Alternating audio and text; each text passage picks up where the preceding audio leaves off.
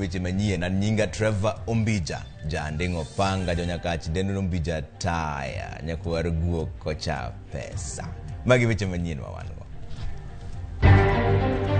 to retrieve that allegation from the father of the dead, and that's why we got to start our investigation, and today we happen to get the 4.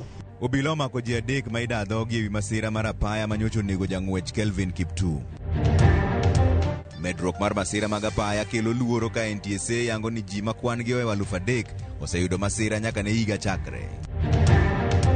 Love is not all about romance. Wabed gi hera kendo waherre kawuono. Last year sales ne ber kendo wero ne yot but gi kawuono wero ne tek. Ne en mor gi hera ka jo Kenya ingo odiochieng' hera e piny mangima kata Valentine's Day.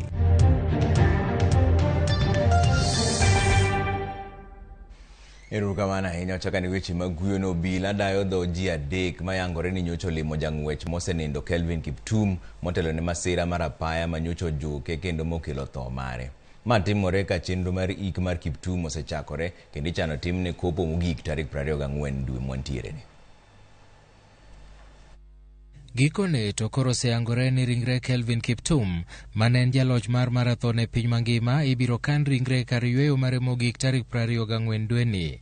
Kiptum nowito ngimane Jumapil mokalo e masira ma koch mar ndara yo Kiptagat en kod manen kocha mare mawuok e piny Rwanda. Gie kindeno ringre kocha mare Gervais Hazikimana notimne bero e kar kano ringre moro ma ji giwegi e boma ma Eldoret. Kata kamano laktar manochung'ne bero owacho ni familia mar kocha noero ma Jarwanda nomiye chik ni mondo kik ogol nonro mar bero no e lela. Komachielo, ji mamoko adek manolimo pargi Kelvin Kiptum ndalo machuok motelo ne thone nochiwore lwet obila okinyi ma kawuono. Kaluwore gi jatend obila ma sub-county ma Keyo South Abdullahi Dahir, achijego eko maduto wuok e kaunti ma Uasin Gishu idhi dadhogi mar yudo ler e wi gimomiyo ne gidhi manyo Kiptum ndalo machuok motelo ne tho mare. Gisani gini e lwet obila. We just received them today because it was yesterday that we went to the home to retrieve that allegation from the father of the dead, and that's why we got to start our investigation, and today we happen to get the 4. So we have handed over to the CCI. CCI will be doing now whatever from there.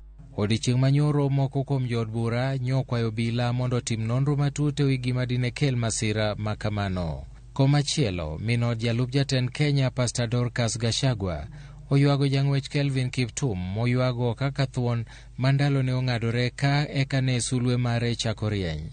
Pastor Dorcas nowacho magi e seche manorwako jotugo mag rugby mapachoka kata Shujaa e par jalup jatend piny Kenya mantiere kare ne buore Nairobi. It's a sad day and a sad time for our nation to have lost such a wonderful athlete. And not only that, he was the only child to the parents, and so it is a very sad moment to the parents and to the nation. That was a potential that has been lost. It was a flower, a gem that had just come from nowhere, and then it is plucked too early. As a mother, I really feel that you can't tell God, but that I think was most unfair and so untimely. Milton Ochieng, Ramogi TV. Maromo ji 3,900 oseyudo masira mag apaya nyaka ne higa ni chakre kopim kod ji maromo 2,838 mane yudo masira mag apaya kinde dwe mar 1 kod dwe mar 2 higa mokalo. Maendi en kaluwore kod ripot manogol kod telo mochung'ne rito ngima oganda apaya miluongo ni NTSA. Ripotno bende oyango ni nyaka nyocha higa chakre ji 563 osewito ngimagi e masiche mag apaya ka joma wuotho gi tiendgi ema thoro wito ngimagi e masichego. George Bati miwaler. Kaluwore kod duoko mar ripot mogol kod telo mochung'ne rito ngima oganda e piny Mathurka NTSA ewi masiche mag apaya mosebedo katimore pachoka e kind tarik 1 dwe mar 1 nyaka tarik 11 dwe ni ma en thuolo matin e dwe 1.5. Apeyni ma pachoka oselal kod ngima ji 563. Ji 1,403 oseyudo hinyruok maricho ka ji 1,124 to oyudo hinyruok matindo. Lipodno yango ni jowuoth gi tielo ema osebedo ka wito ngimagi moloyo. Kachakre tarik 1 dwe mar 1 higani nyaka iko dwe mar 2, ji 216 mawuotho gi tiendgi osewito ngimagi 246 ne odong' kod hinyruok marach ka 61 to noyudo hinyruok matindo. Ei thuolono derepe 35 osewito ngimagi, 103 masiche mag apaya oseweyo kod hinyruok maricho ka 108 to oyudo hinyruok matindo.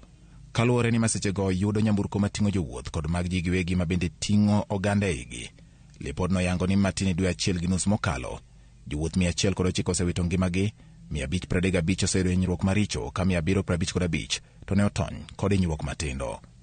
Kopogore kod nyamburko, joriembo 140 mag apiko bende osewito ngimagi e masiche mag apaya, 303 ne oyudo hinyruok maricho ka 86 to noyudo hinyruok matindo.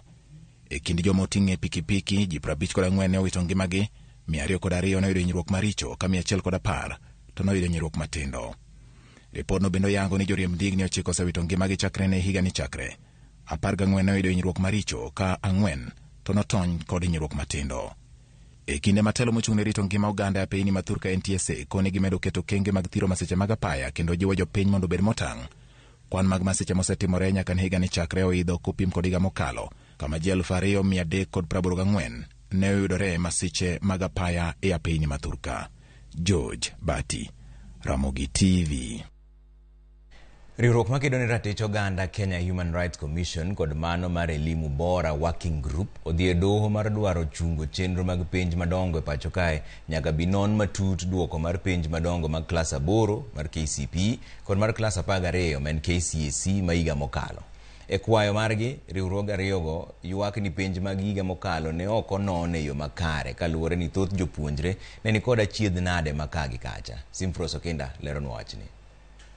Riwruok makedo ne ratich oganda Kenya Human Rights Commission kod riwruok mar Elimu Bora Working Group dwaro mondo doho chungo timo penj madongo e pacho ka nyaka chieng' non matut duoko mag penj ma higa mokalo. E kwayo margi, riwruoge ariyogi dwaro mondo duol matayo penj madongo e pacho ka NEC kaka achiel kod jatend migawo mar somo onon matut duoko mag penj manotime higa mokalo, mano mar klas 8 koda mar klas 12 kendo pedho duoko e lela. Riwruogego dhi nyime gi lero ni tok duoko manogol dwe mar 11 higa mokalo, jopuonjre nochako yudo chochni maka kod kache duoko margi, to kado bedo ni moko kuom jopuonjre nogo lipot onge okang' moro amora ma NEC nokawo. Tarik 8 dwe mar 12 higa mokalo, Kenya Human Rights Commission kod Elimu Bora Working Group ne oro kwayo ne NEC e ote margi.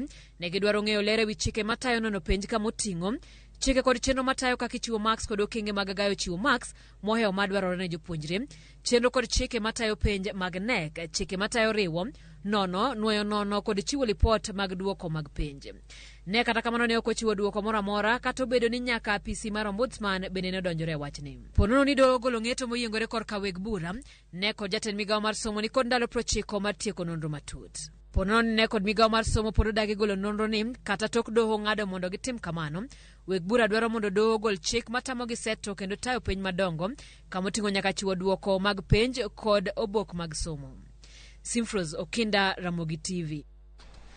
Jatend piny William Ruto onyiso mor mare gi okenge ma piny owacho mare osegoyo duoko uchumi ma pacho kae ndie wang'e.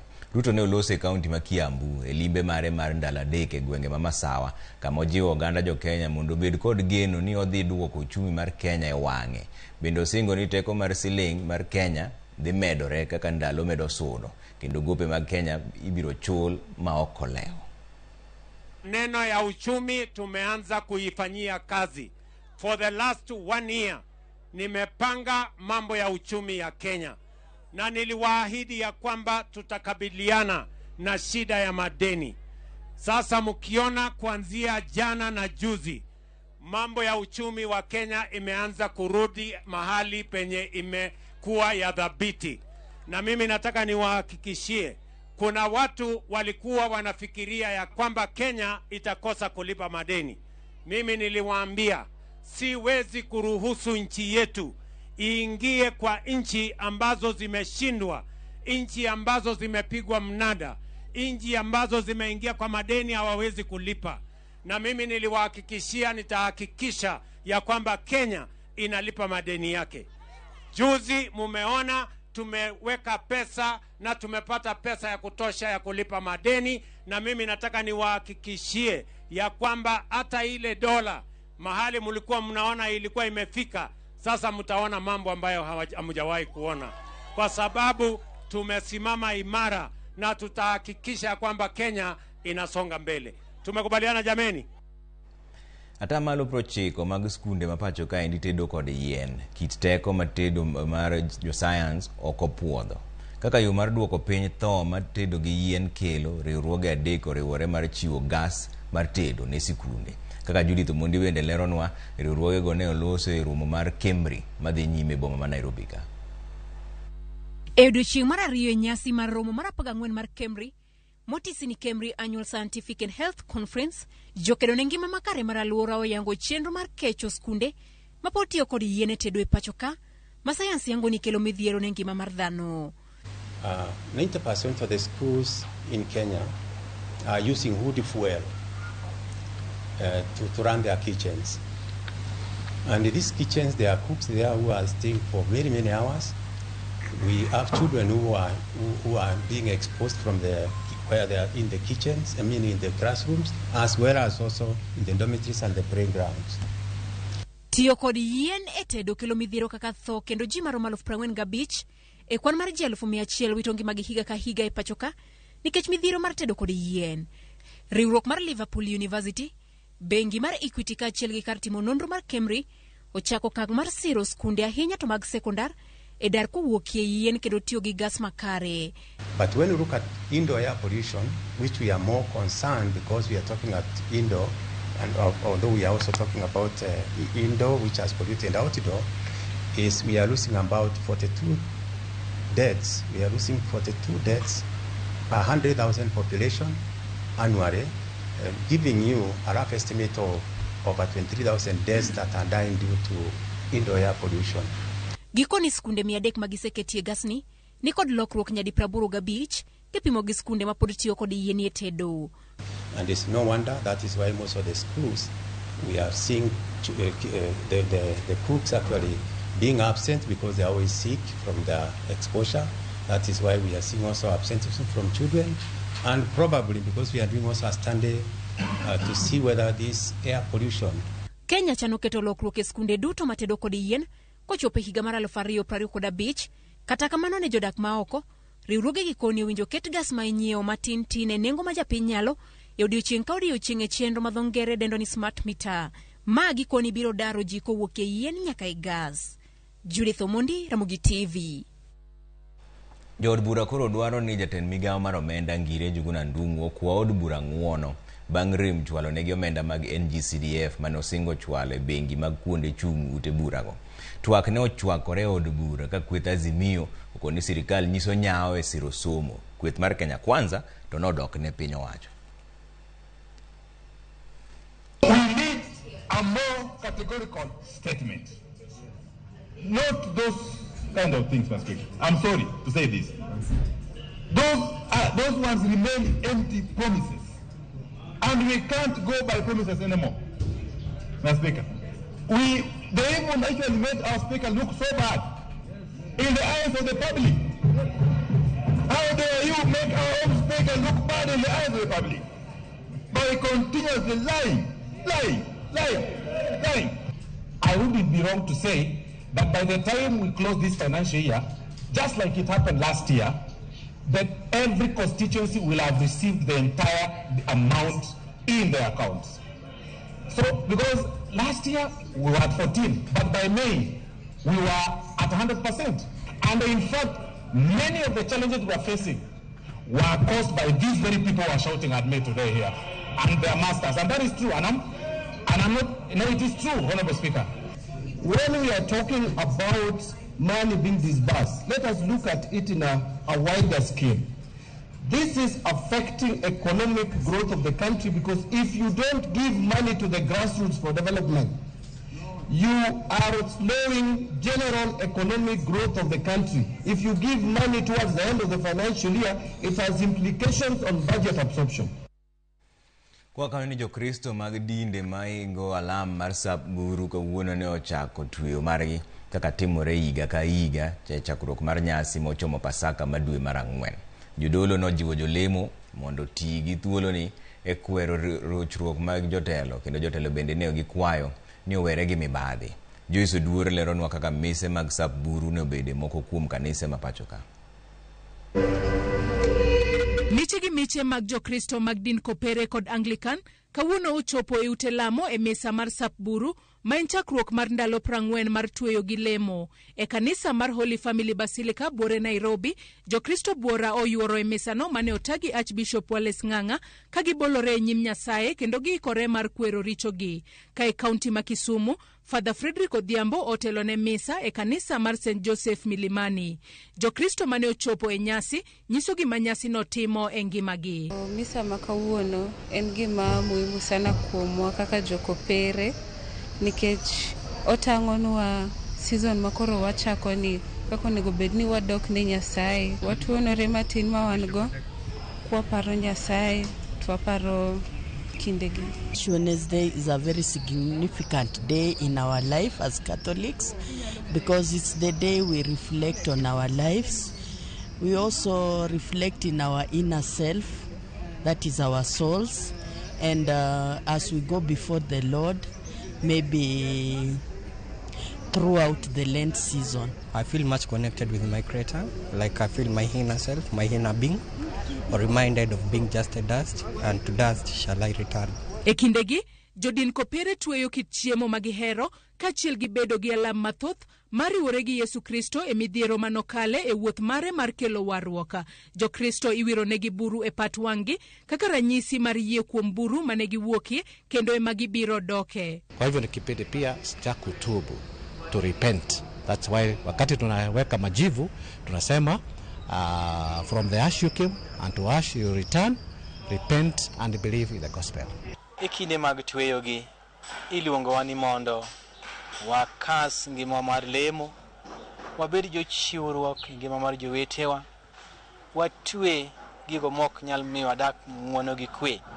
Ok mana tweyo chiemo kende, tweyo timno mok long'o, tweyo timno ok kare, tweyo timno mar kelo koko e dala. Joyie mag din Kopere kod Anglican imedo jiw mondo tigi thuoloni e nyiso hera ne jowetegi kod konyo jogo mochando e anyuola. Ka joten kanise bende okwero jotelo mapachoka mondo were gi richo kod mibadhi mamiyo jokenya kale peka mar ngima. Chopiro machiegni ne jowete man kod sandok mopogore opogore, tuoche mopogore opogore, koko mopogore opogore manyalo mono gi dak gi ng'wono kod kwe. Akwayo gweth ni ji duto te makare malong'o odiechienge 40 mag ndalo tweyogi. Najua kuna shida nyingi sana katika nchi yetu, na hizi shida zote ni juu ya dhambi.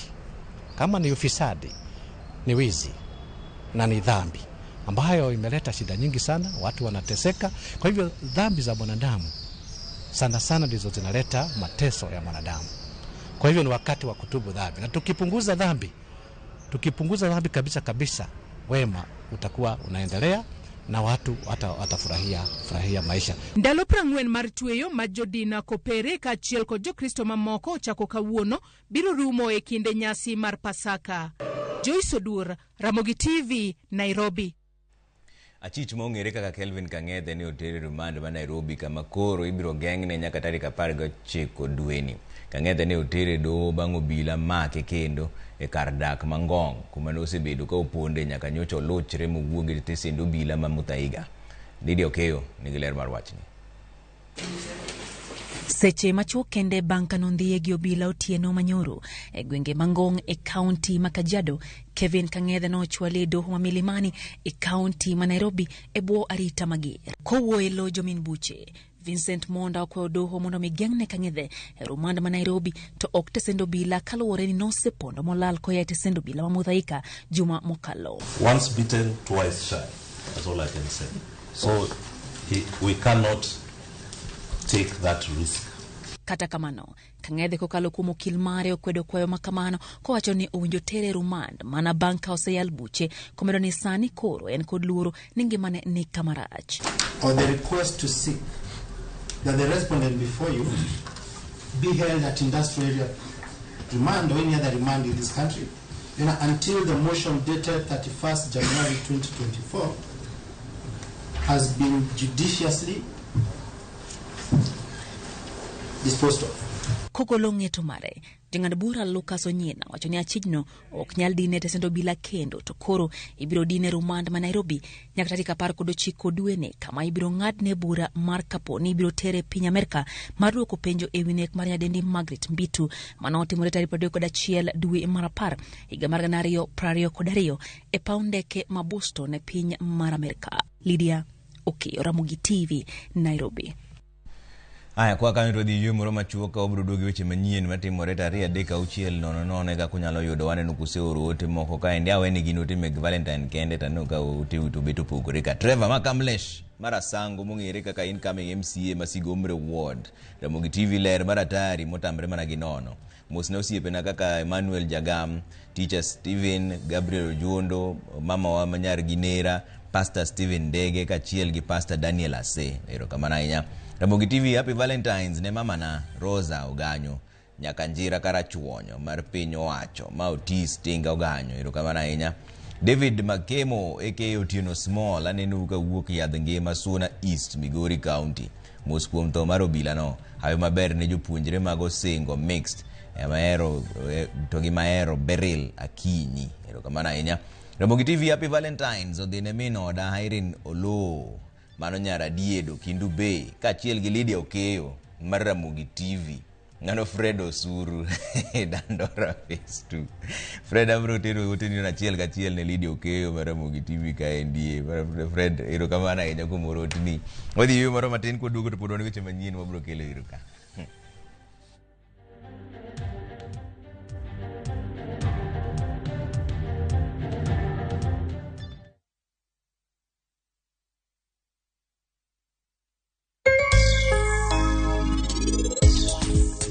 Mokwongo ka golo gi e puodho ka atero gi kamoro midaro gi to mabeyo gi koseluok tipayo taketo to tuo matin e kapera tatingo gi tatero gi e solar dryer.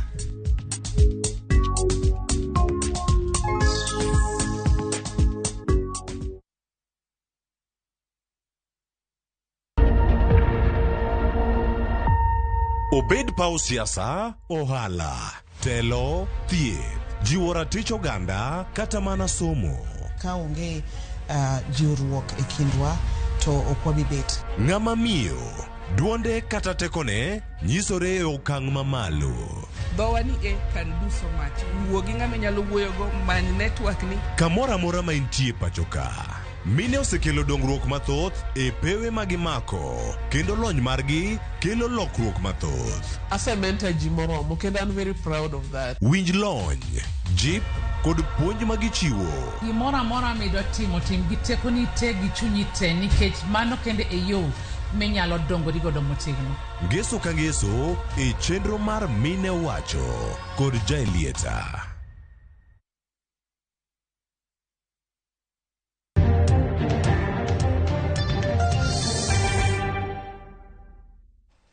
Ndene mbele weche manyien ni riwruok mar mine mar maendeleo ya wanawake owuok tung' mosuo kod jotelo mag riwruogno machon magiwacho ni ketho nying riwruogno.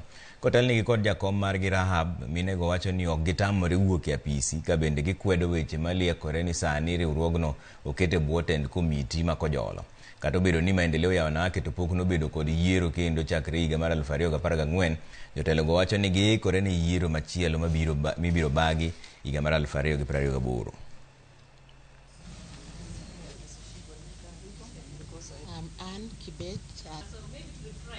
Yeah. 2019 nikech maendeleo nokawo higni 3 kanie bura kod joma ne koro nowuok gi omiyo jo AGM achiel ni nomiyo jo maendeleo thuolo mondo gitim nomiyo gi 2019 mondo gidhi nyime up to 24th. To ediere ka from 2019 2020 ne covid obiro, then 2021 and 2022 ne nitiere drought. Koro ing'eni nikech maendeleo en mobilization ma members omiyo ji nokwayo ji noyiere AGM ni mondo wasud yiero sani kendo nyocha koro waromo. Last year ne okwanyal 2022 ne okwanyal yiero ne okwanyal dhi nyime gi AGM, to 2023 mane wabedo gi AGM ema ne koro jo members mane nitiere nomiyowa thuolo ni wanyalo dhi yiero, wanyalo chako yiero sani. The car which was here was also repossessed. I was told there is by the executive director who came in May, and I came into office just for elections. She was very new in Maendeleo. She made it ungovernable, and she started telling me she has powers in the constitution. Kwa kanyo kwa riwruok mar mine kamano to dhi weche moko maliekore ka ni moko kuom jolupo ka achiel kod jogo manodare puothegi mar chiwo thuolo ne gedo mar apaya madongo kundu koro ywak ne piny owacho mondo tim lokruok ne komiti moyiedhi manono jogo monego chul bang' darogi. Mae gikoni timore bang' yango ni nitiere jomibadhi moserwak nyingegi kind jogo monego beni chulo ka komachielo to moko kuom jogo monego beni chulo to nyingegi to pok orwaki. Kani giloso gi jofwamb weche Mombasa gikoni komiti ma pok nokete tim chik manyocha jatend piny ki William Ruto noketo. Ruto chiwo mar darogi mondo gol nyingegi joma okonego beni keto kanyo moket gi nying magi mabadhi mondo ket moko ma nyingegi opuodhi. Wako katika hii compensation waondolewe na wale ambao ni wahusika wahusishwe ndani. Kitu cha kushangaza mpaka kufikia sahihi BMU zilizokuwa zasemekana ndio zinaathirika ni 6 sijui ni 5. Sasa hizi nyingine ziende kwa nani? Ni nani atakayezi compensate? Lile tope linachimbwa kule, maji yakitoka inalitoa. Wakilitoa huko wanakwenda kulimwaga huko juu. Maji yakiingia, current ikija inaanza kusambaza from the north to south. Wanaoathirika ni kina nani? Kwa nini wasilipwe ya wavuvi? Samaki ndio tunavua tupate ingalao kusomesha watoto na sisi wenyewe tupate lishe. Hakuna kitu, boti unaiweka mafuta hapa unangurumisha inaenda deep sea. Ukija kuna samaki kama 2. Nguvu hizo za kununua mafuta paka wewe mwenyewe kula, itapatikana wapi? Boti zimekaa kwa hizo landing site kama show, lakini hakuna kipato. Tutaishi vipi? Nataka kuambia rais, hii kamati ambayo imeunda hiyo project affected person list, hiyo committee ikuwe disbanded, hata kutengenezwa task force nyingine iweze kuangalia majina ya watu wote, kwa sababu hii list yenye inaendelea ni ile KPA walitengeneza zamani sana huko 2021, na hiyo ndio shida ambayo ilifanya wavuvi waende kotini, na wavuvi hawana shida yoyote na mradi. Jopiny ma Siaya yudo puonje wi tiyo makare kod yore tudruok masani e jiwo yuto margi kendo ting'o malo chal mar ngimagi. Kokalo romo mar ndalo 2 motimore e chiro ma Kala e kaunti ma Siaya mar chiwo puonj ne riwruoge wi tiyo makare kod lony manyasani, okang' ma kamano igeno ni biro konyo jopiny e bedo kod ng'eyo kendo miyo gi yot e tayo chenro magi kokalo e mbui. Puonj ne jopiny timo e kinde ma sirikal medo chwalo chenro magi kokalo e mbui mondo kony jopiny yudo chenrogo kuonde ma gintiere ma ok ochuno ni gidhi nyaka e ofisi mag piny owacho. Thank you. Within the opportunities are and leveraging on them to initiative. Internet exchange points, I believe that. Gisani internet e gima duong' ma kata pinje mamoko osefwenyo ni ema bo chano or kata mabo terowa mondo wayud dongruok manyalre. Sirikal gisani bende oseyao gik mang'eny ma ka ionge internet ok inyal yudo. Koro wakelo internet e kor gweng' e yo mayot manyalo konyo ng'ata kata joma ni piny manyalo kelo gi malo. Koro kawuono wan gi migape mopogre moa bad sirikal, moa gweng' kata mabiro ka konyowa ma waluongo gi dho ngere ni development partners. Wadwa nyiso gi ni ka wariwre kanyakla to wanyalo kelo internet makonyo oganda te. Kwa hivyo sisi kama wanakamati wa Association of Community Networks tunataka kushikana mkono na serikali kuhakikisha kwamba kila kijiji kinapata mtandao na nchi inaweza kusonga mbele kwa kutumia mtandao.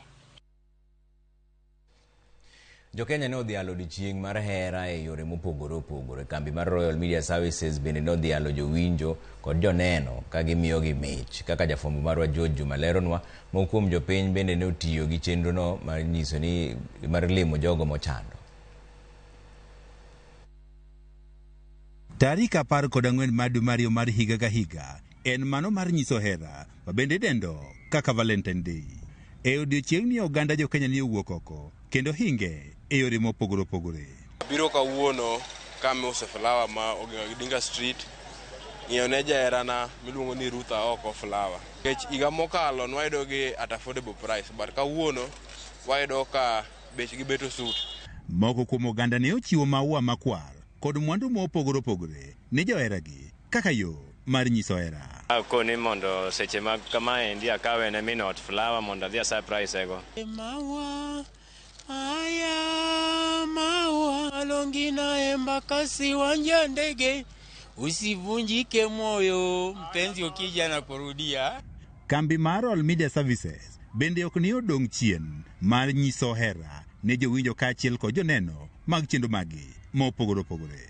Moko kuom jolendo mar kambini mar All Media Services ne owuok oko mar chiwo mich ma opogore opogore ma oting'o maua ne jowinjo kod joneno. Yes, I'm a fan. I listen to you every morning at Hot 96. Oh, yeah. Give us some flowers, Mike. Give us some flowers. Happy Valentine's. Happy Valentine's. Thank you. A shopping voucher.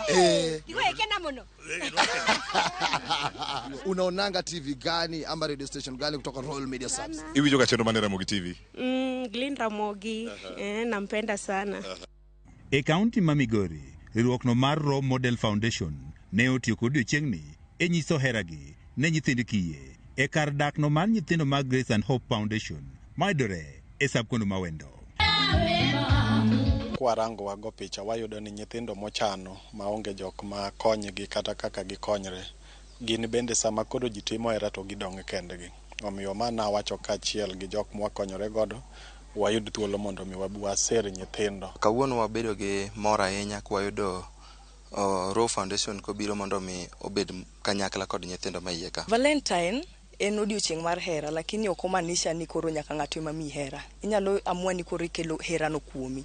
Inyalo amua ni kawuono en chieng' Valentines, koro we adhi oko mondo achiem kawuono maber. To e kaunti no ma Kisumu, jod gavana ma Kisumu Dorothy Nyong'o bende ne otelo e nyasi mar hingo odiochieng'ni mar hera e kaunti no ma Kisumu, kane ojiwo oganda ne oland hera e seche duto. I just want to call upon the population of Kisumu, especially the young people, to remember that love is not all about romance, and there is filial love as well. There's love from parents, there's love from siblings, there's love from God and to God, and to remember that love is very important. Gwenge mamoko e piny Kenya ma oting'o Baringo, Kakamega kaachiel kod mamoko bende oganda ni owuok oko madhi odiochieng'ni e yore mopogore opogore. Mimi leo niliamua kujitolea ninunue maua na chocolates nipeane kwa kila mtu juu naona kuna challenge sana. Kila mtu anasema niko single, mimi sina mpoa, nani atanipea maua? So mimi nikaona acha nichukue hiyo part ya kupeana maua. E seche mamoko kuom oganda ne dhi odiochieng'ni, moko kuomgi to ne okichore gi chien. George Juma, Ramogi TV.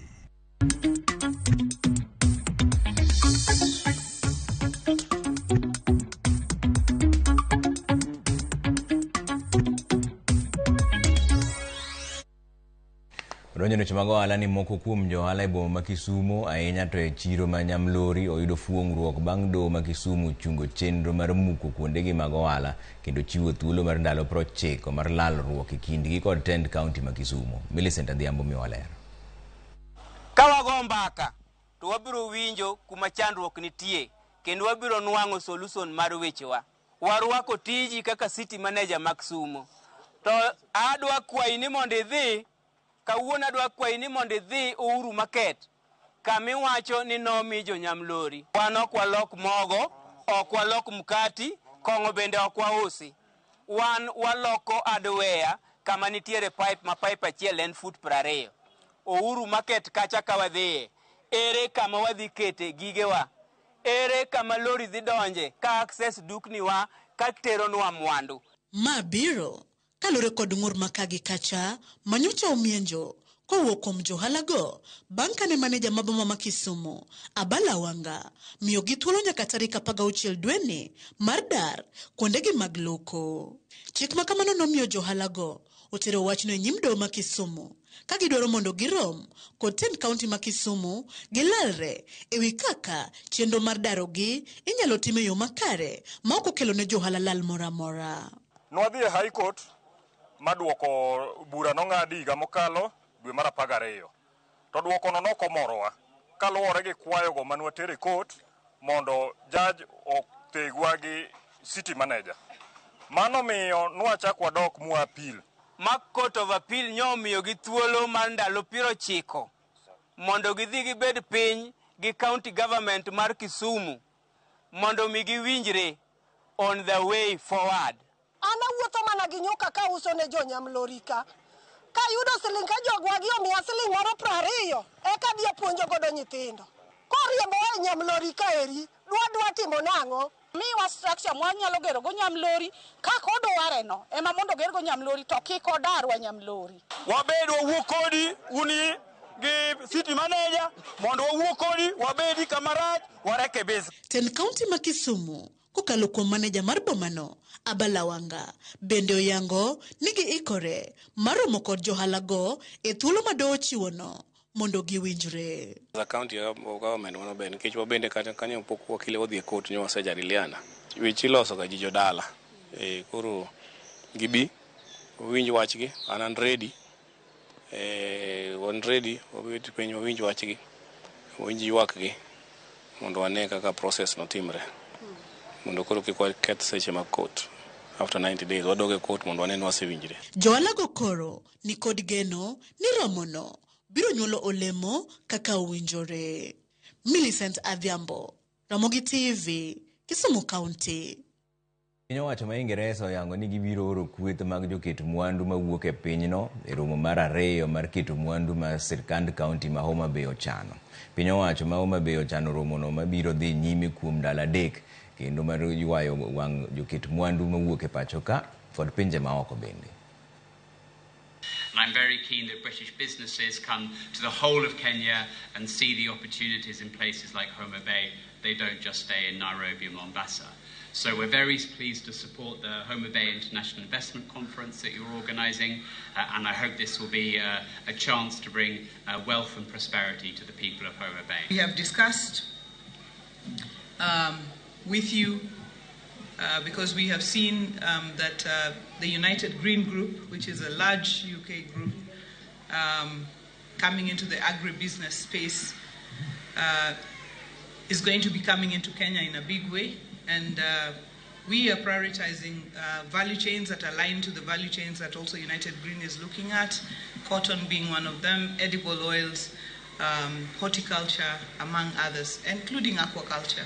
So we are looking at a possibility of Homa Bay County being one of those counties that will partner with United Green in achieving our food security and sustainability agenda.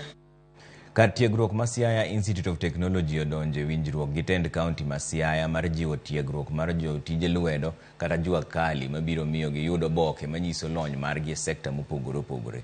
Japuonj maduong' mar kar tiegruok no Daniel Randa oyango ni giseketo kokgi e winjruok makamano makoro biro luwore gi lokruok masani itimo e kuonde tiegruok ma pacho kaendi mageto iko rawere ni thuolo mag tije. Noserwak rawere maromo 50 e bwo chenro no kuma gibiro yudo tiegruok e loso nyamburko, gedo, loso mwandu kitiyo gi chumbe, tudo sitima kod tiegruok e tije mamoko bende. Kati ya jua kali Siaya na Siaya Institute kuhusu mafunzo ya watu wetu wa jua kali itatuinua kwa sababu vile tuliangalia kwamba tuna vijana tunawatrain lakini mwishowe wanakuwa na ujuzi lakini hawana barua. Tukarudi kwa kama ofisi ya jua kali tuangalie financial part of it tutafanya namna gani. Kwa bahati mzuri MCA wetu ni mtu ambaye anapenda maendeleo na anapenda elimu. Alikuja mara moja na akasema ata sponsor financially. Today we had the privilege of admitting 50 jua kali trainees on RPL short courses. This was concluded when we signed an MOU and a collaboration because as at now there are transformation in the TVET subsector to skill our youths with the desirable 21st century skill areas.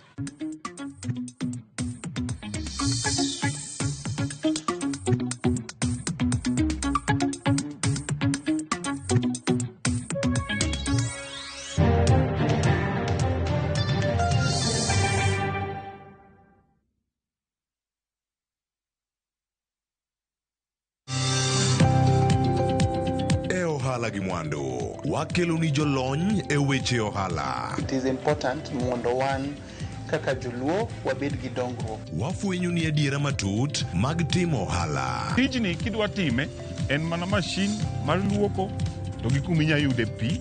Wawuoyo e wi yore makare mag timo ohala. Kisechopo level mabedo brand, ono beni gimoro amora mitimo en gima timo ang'o makelo pesa. Wakonyi dongo handi ka wami yore mag kano mwandu. Investment group kawache mana gi nyinge no en choko pesa kasto ikete kamoro kasto golo nyinyo. Mabiro konyi e kinde mabiro. Omiyo wakwayo ni ji duto ket pesa gi e savings mondo wapuonji kaka gibiro tiyo godo. Riwri kodwa chieng' tich ang'wen saa 1:45 otieno mana e Ramogi TV.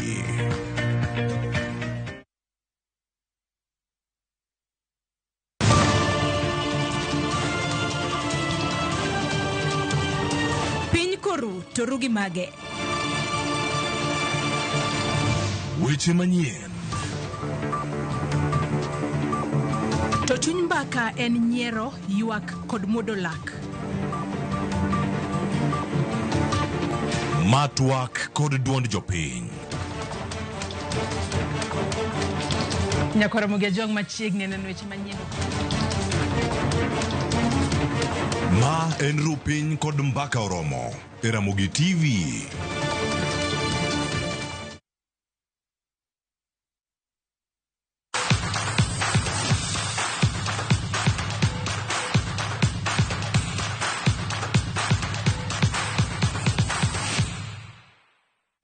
Wadonjo weche mag tuke ni jadong mang'ula miluongo ni Lee McAllister mawuok e piny Amerika obaga dong mapek mibiro timore boma ma Meru. Jadong ma Kenya kaendi kaka Gabriel Wanyonyi, Charity Mukami kod Caroline Gikunda dhi telo ne kweth jo Kenya madhi rado e piem makamano. Tukego dhi kelo kanyakla jodong ma Kenya kod mawuok e pinje maoko. Odhi timore Meru kuom thuolo mokwongo. Nashukuru Mungu. To add on what, our goal is to help kickstart boxing and try and get it to the next level. Why Kenya? Kenya is home. I have in-laws here, and we think that Kenya, being the leader in East Africa, should also be a leader in boxing in East Africa. Ni mara yangu ya kwanza kucheza na Amerika, so itakuwa furaha sana, na kwa vile ni ya game ya mashujaa, nda make sure kwamba ndamuonyesha mimi ni shujaa wa Kenya na ndasimama na bendera yangu, na promise wa Kenya kwamba lazima Dusri ifanye kazi na atajua bendera yetu iko juu kuliko yao.